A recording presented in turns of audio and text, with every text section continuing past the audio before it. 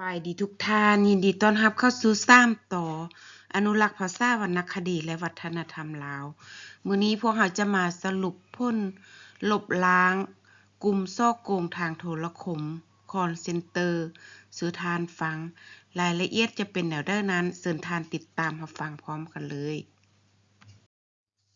ทานหัวหน้าคณะคุ้มครองเศรษฐกิจพิเศษแขวงบ่อแก้ว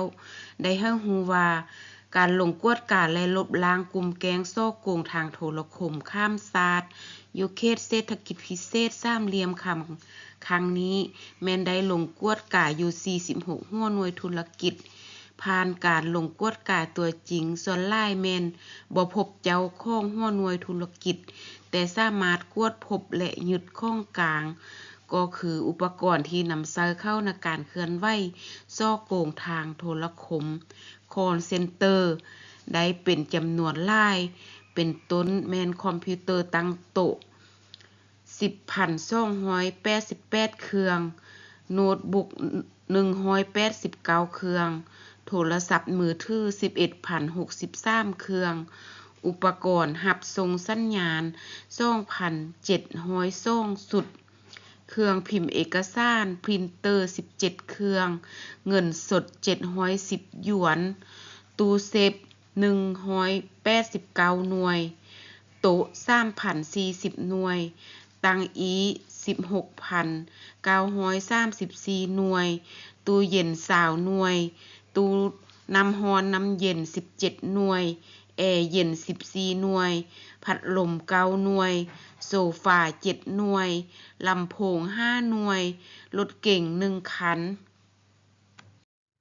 สำหรับของกลางที่ยึดได้คณะรับผิดชอบได้เฮ็ดบทบันทึกและอายัดโดยรูปการใส่กระแจล็อกประตูเข้าออกบริเวณสถานที่ลงกวดกาสำหรับบริษัทบริหารจัดการไซเบอร์ลาวจำกัดหรือ LCM แม่นแนะนำให้ประกอบเอกสารและเป็นตัวแทนประสานงานการคุ้มครองบริหารบรรดาบริษัทที่ได้ขึ้นทะเบียนกิจการเกมออนไลน์หรือการพนันออนไลน์แม่นให้กำหนดสถานที่และเวลาให้มาแจ้งบัญชีข้อมูลละเอียดของบรรดาบริษัทที่ขึ้นกับ16บริษัทแม่และ75สาขาย่อยที่ขึ้นกับ9บริษัทแม่เป็นต้นชื่อตึกชั้นเบอร์ห้องจำนวนห้องอุปกรณ์เฮ็ดเวียกคอมพิวเตอร์โน้ตบุ๊กมือถือโต๊ะตั้งรับเครื่องรับสัญญาณอินเทอร์เน็ตเบอร์โทรซิมโทรต่างๆและจำนวนแรงงานแต่ละสัญชาติอย่างละเอียดผ่านไปนั้นท่านได้รับฟังการสรุปพ้นกวดกาและลบล้างกลุ่มแก๊งซ่อโกงทางโทรคมคอลเซ็นเตอร์ก็ขอบใจข้อมูลจากข่าวสารประเทศลาวในคลิปต่อๆไปพวกเราจะมานำเสนอความรู้และข้อมูลดีๆอื่นสู่ทานฟังอีกหวังว่าทานจะติดตามรับฟังนำกันเนาะขอขอบใจทุกท่านที่ติดตาม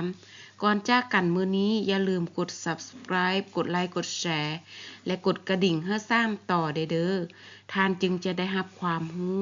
และข้อมูลดีๆจากพวกเราเป็นประจำและพบกันใหม่ในคลิปต่อๆไปสบายดี